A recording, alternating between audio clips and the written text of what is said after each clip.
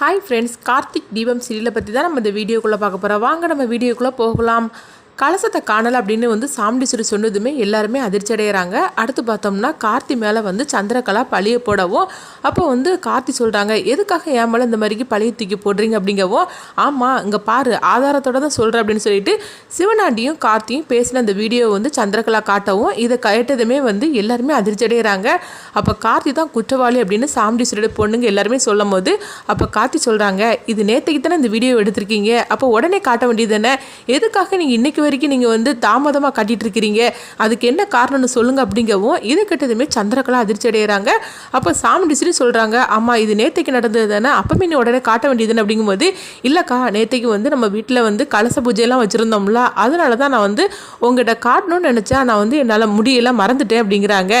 அப்படின்னு சொல்லிட்டு அவங்க சமாளிக்கவும் அப்போ ரேவதி சொல்கிறாங்க, அம்மா இவங்க யார் என்ன சொன்னாலும் சரி தான், கார்த்தி அந்த மாதிரிக்கு செய்யக்கூடிய ஆளே கிடையாதுமா அப்படிங்கவும் உடனே கார்த்தி சொல்கிறாங்க, இது எப்படியாவது நான் கண்டுபிடிச்சி தீருது அப்படிங்கும்போது அப்போ சந்திரகலா சொல்கிறாங்க, அக்கா இவன் சொல்கிறதெல்லாம் நீ கேட்டுட்டு இருக்காத, இவனை உடனே போலீஸ் ஸ்டேஷனில் கம்ப்ளைண்ட் கொடுத்துடலாம் அப்படிங்கவும் அப்போ சாமுண்டீஸ்வரிகிட்ட எல்லாருமே அப்படி தான் சொல்லிட்டு இருக்கவும் உடனே ரேவதி மட்டும் கார்த்திக் சப்போர்ட் பண்ணி பேசிகிட்டு இருக்கும்போது அப்போ சாமுண்டீஸ்வரி சொல்கிறாங்க, சரி நம்ம டிரைவருக்கு ஒரு சந்தர்ப்பம் கொடுக்கலாம், அப்படியும் கண்டுபிடிக்கலன்னா நம்ம போலீஸ் ஸ்டேஷனில் போய் கம்ப்ளைண்ட் கொடுத்துடலாம் அப்படிங்கவும் அப்போ கார்த்தியும் ரேவதியும் நேராக பூஜை ரூமுக்கு வராங்க. அங்கே பார்த்தோம்னா கீழே விபூதியெல்லாம் கொட்டி கிடக்குது.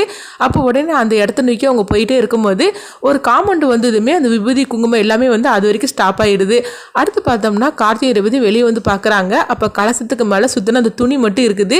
உடனே இதை பார்த்துட்டு இருக்கும் போதே கார்த்திக்கு சந்தேகம் வருது, இங்கே வரைக்கும் தான் வந்திருக்கு, அப்போ இதுக்கு மேலே விபூதி குங்குமம் எதுவுமே காணலை, அப்போ ஆக மொத்தத்தில் ஏதோ ஒரு வண்டியில் தான் அவங்க எடுத்துகிட்டு போயிருக்கணும் அப்படின்னு சொல்லும் போதே ஏற்று வீட்டில் ஒரு அம்மா ஒரு கையில் ஒரு குழந்தைய வச்சிருக்கிறாங்க.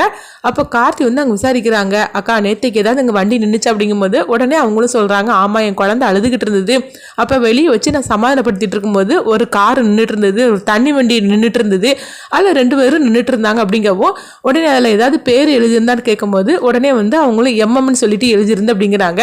இது போகிற அப்படின்னு சொல்லிட்டு கார்த்தியும் ரேவதியும் அங்கேருந்து கிளம்புறாங்க. அப்போ ரேவதி சொல்கிறாங்க, இந்த ஊரில் தண்ணி கேன் போடப்பட்டவங்க 2 பேர் தான் அப்படின்னு சொல்லிட்டு அந்த பேரை சொல்லவும் அதை நோக்கி கார்த்தியும் ரேவதியும் போயிட்டு இருக்கிறாங்க.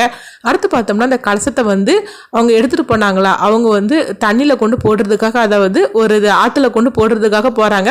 அப்போ கூட உள்ளவங்க சொல்கிறாங்க, இதில் ஆற்றுல போட்டாக்கி நம்மளுக்கு எதுவுமே கிடைக்காது, அதனால நம்ம இது வித்துடலாம், வித்தாக்கி நம்மளுக்கு பைசாவாக கிடைக்கும் அப்படிங்கும்போது, இல்லை சந்திரகலாவுக்கு தெரிஞ்சுன்னா அவ்வளோதான் அப்படிங்கும்போது அதெல்லாம் ஒரு பிரச்சனையும் கிடையாது, அவங்களுக்கு எங்கே தெரிய போகுதுன்னு சொல்லிட்டு கலசத்தை அவங்க வித்துட்டு போயிருந்தாங்க.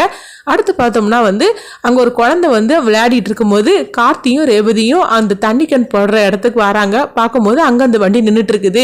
இதை பார்த்ததுமே கார்த்திக்கு தெரிஞ்சிருது, அப்போ இந்த வண்டியில தான் கலசத்தை எடுத்துட்டு வந்திருக்கிறாங்க அப்படின்னு சொல்லிட்டு அவங்க விசாரிக்கவும் அப்போ அவங்க சொல்றாங்க, ஆமா நேற்றுக்கு தண்ணி கேன் போட்டவங்க இந்த 2 பேர் தான் அப்படின்னு சொல்லிக்கிட்டு அந்த கம்பெனிலேருந்து சொல்லவும் உடனே அவங்க எங்கே போயிருக்காங்க அப்படிங்கும்போது, இல்லை அவங்க இங்கேருந்து கிளம்பி போயிட்டாங்க, அவங்களுக்கு டியூட்டி முடிஞ்சிருச்சு அப்படின்னு சொல்லும் போது அப்போ கார்த்தி அவங்களுடைய வீடு எங்கே இருக்குன்னு சொல்லி கேட்கவும் உடனே அவங்களும் சொல்கிறாங்க, கார்த்தியும் ரேவதியும் பார்த்தோம்னா அந்த தண்ணி கேன் போட்டுட்டு இருக்கிறாங்களா, கலசத்தை கூட எடுத்துகிட்டு வந்தாங்களா, அவங்க வீட்டுக்கு வந்துருந்தாங்க. வந்ததுமே அந்த ஆட்கள் அங்கே இருக்கவும் உடனே கார்த்தி கேட்குறாங்க, நேற்றுக்கு தண்ணி கேன் நீங்கள் தான் எல்லார் வீட்டுக்கும் போட்டுட்டு இருந்தீங்களா அப்படிங்கும்போது ஆமான்னு சொல்லவும் அப்போ கலசத்தை நீங்கள் தானே எடுத்துகிட்டு வந்திருக்கீங்க அப்படிங்கும்போது, என்னது கலசமா, அதெல்லாம் எங்களுக்கு தெரியாது அப்படிங்கும்போது, தெரியாதுன்னு சொல்லிட்டு இருக்கிற அப்படின்னு கார்த்தி அவங்கள போட்டு அடிக்கிறாங்க.